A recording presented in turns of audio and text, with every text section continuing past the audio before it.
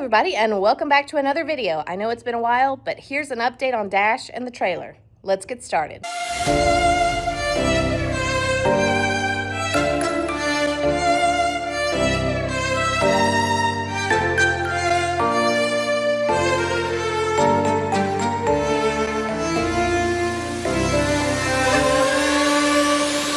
No one ever sees me, I'm losing every battle. No one ever sees me, I'm losing every battle. No one ever sees me, I'm losing every battle. Can somebody save me, save me? All right, so as you know, Dash has struggled with trailering. That's been a big issue, especially with the fact that for some reason, something about trailering has just like traumatized him. I don't know if it's something that happened during the time he was traveling back and forth from New York State to here. There's a million different possibilities. I don't know. The fact is, he has some kind of trauma based around trailering, and we've been working on it. We've been working on it for a very long time. Well, as you know, I bought this trailer, and it had some things that had to be fixed, so lots of things that needed to happen. One being that it needed mats in the bottom because it was just wood floor. It needed something that would reduce the sound when he walked in to help, not be so like loud and give him more reason to be afraid. I had to put stuff around the sharp metal edges where there was wood paneling that had been put in there but was no longer in there. And instead of adding more wood paneling, all I did was take some rubberized lining and put it along the edges. So that was great, did that. Got hay bags for the trailer. Also got these magnets that I can hook the hay bags to so that they hang up above. I did magnets because I didn't want to get into the whole drilling and all that kind of stuff. And the magnets are super strong, so it really would take like purposeful effort to pull them off. They're like really strong magnets. Then, once everything was done, we decided that we were going to get started with seeing if he could get on the trailer. I know I've shared some clips with y'all and some shorts of where I've been able to self-load him on the trailer, throw him right up there. He does this weird thing where he progresses to a certain point that's like amazing, and we're like, oh my gosh, this is great. And then all of a sudden he reverts back, not all the way back to where he's scared to death he won't get on the trailer, but more like he reverts back to, okay, I'm only getting halfway on the trailer now, unless you come up here with me. Like, I won't just get on by myself. So that was the first thing that we had to work on. So then it came to a point where I had to go on the trailer with him. He did not like it if I backed off the trailer after putting him on. So I would stand there with him. He would get on the trailer, he would eat, and he would just let me sit there with him. And he wouldn't get off unless I asked him to get off. So that was a huge step. He got on there. He would stay there for a few minutes. I didn't have to worry about him just jumping off without me. Then I wanted to see if I could get off the trailer without him getting off. And what I found was anytime that I would back off the trailer, he might stay there for like a couple seconds, but realizing that I was no longer standing near him, he would back off the trailer. So then we had to work on seeing if I could get him to stay on the trailer. I looked up some videos, did some techniques from a lot of different types of trainers. No one method worked perfectly. It had to be a mixture of all of them and like taking points from each one and then seeing how Dash reacted and then seeing how certain things I did he reacted to, adding my own spin on it. Just because he is such a special case, he just has this weird thing about the trailer that I don't understand. Anyway, so we got to the point where I was able to put him on the trailer and I would back off and I would just let him stand there. So I would just stand at the door because he could still see me. I was outside of the trailer, but I was standing on the ground next to the door of the trailer. So he was like, okay, you're there. And then I would set a timer for like 2 minutes. When the 2 minutes was up, I would get on the trailer and make him back off before he finished his food so that he understood he was to get off when I asked him.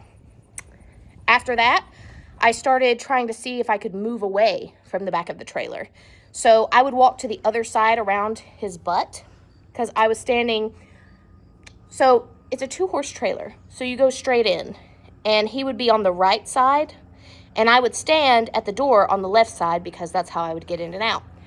Well, what I noticed was the first time I tried to do this, if I moved over to the place where he was standing, like I was going to shut the door, he would then be freaked out because he knew, oh, she's going to shut the door. And then he would back out. So it took a lot of time, but eventually I got him to the place where I could actually walk over to where the door was. And I would walk away from the trailer altogether and not be anywhere near the trailer and set a timer and let him sit in there by himself. Finally, the next step. Because he would stand in the trailer, I wanted to see what he would do if I would close the doors. So at first, it was as soon as I started moving the doors, the sound of the doors closing, he would freak out and want to back out. Never freaking out per se. I say freak out, but I mean he would just be like alert and be like, okay, I'm out of here. Eventually, I was finally able to close the doors. As long as he had food, it was a lot easier. So I would close the doors once he was locked and secured in, and I would back away and set a timer and let him just sit on the trailer. Then after a while of doing that, I was like, okay, I think we're at a good place now, because I needed him to be able to get on the trailer, me ride him around, get off, and then be able to get back on the trailer so that I could go wherever else. Our goal was to get to this place so that I could take him for a vet appointment to check on his leg, on his knee. So my next test was getting him on the trailer, closing the door, setting a timer for a couple minutes to where he wouldn't finish all of his food before I got him back off, walk him around, put him back on the trailer with his food, close the doors, and then set it for another 2 minutes. That way, it was the feeling of getting off, but still being able to get back on the trailer. Once that was done, I knew that it was time for the ultimate test. So, I hooked up my trailer, got him on, and I had made a decision. I was going to drive up the driveway, go to the little gas station right down the street from us, turn around, come back, get him off, and put him back on. And I did it. And at first he was a little nervous.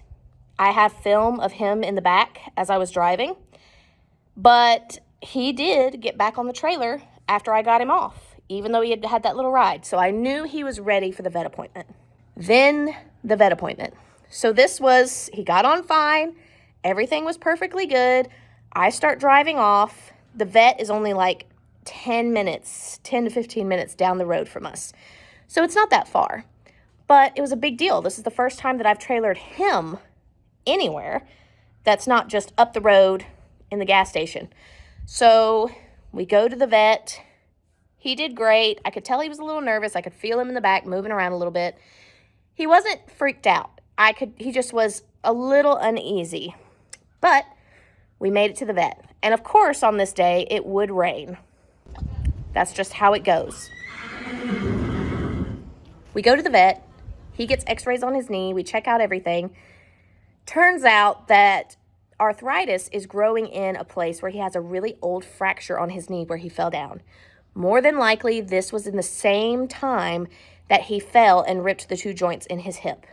Now, we had 2 options. Number 1 was using this new supplement that, oh yeah, by the way, we have been seeing a chiropractor for the horses, which has been going really well. It's actually already improved Dash a lot. But she had suggested this specific supplement that was really good for joints.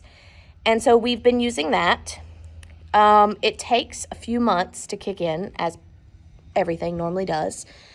So we've gotten past the loading dose. We are now on the maintenance dose, and we just have to see what it looks like come springtime. The vet suggested that we go ahead and see if this specific supplement does well for Dash, and if it does, great. He said, go ahead and work him out. It's obviously just arthritis. It's not something like super problematic, so it's not like an injury that's like, if I ride him, he's gonna be more injured or something like that. That was my main concern. I wanted to see an x-ray to make sure there wasn't something that me riding him was going to make it worse. So we nixed that. That is not his problem. He's fine. I can ride him. He said worst case scenario, he just gets really lame because it's really sore. Best case scenario, you work him, he gains muscle in the places he needs to, and the supplement then does its work, and he gains the muscle to where he can compensate for the issue he's having. So that's what we're working on now. Also, the chiropractor was also kind of like, let's do the supplement, let's get him worked out, build those muscles, and see where we go. So he's been doing great.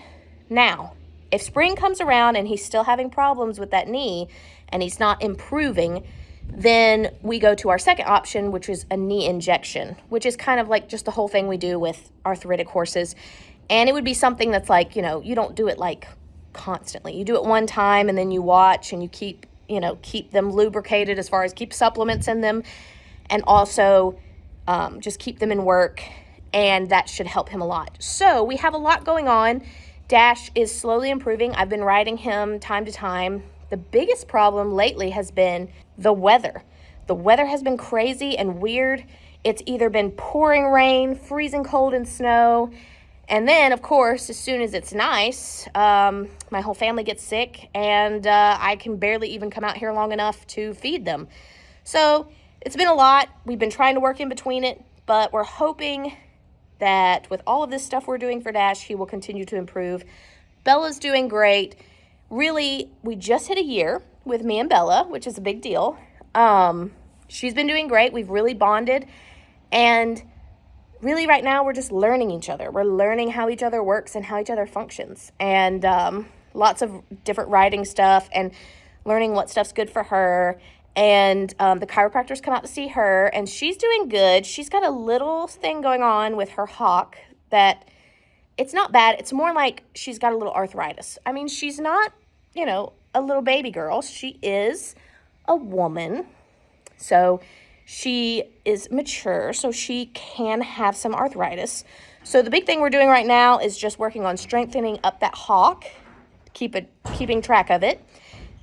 And hopefully we won't have to, but there is a possibility that we can inject it similar to the way we would do Dash's knee if she needed it. But for now, we're just doing the natural stuff, working her out. She's on supplements to help her with her joints. But anyway, that's all that I have for you right now. I do have some videos getting ready. Life has just been crazy, and I've just been prioritizing really focusing on the horses and stuff, and I really apologize for being so late, but I'm going to do my best this year to get as much out as I can. Anyways, guys, thank you for watching, and I hope you have a great day, and I'll see you in the next one. Bye!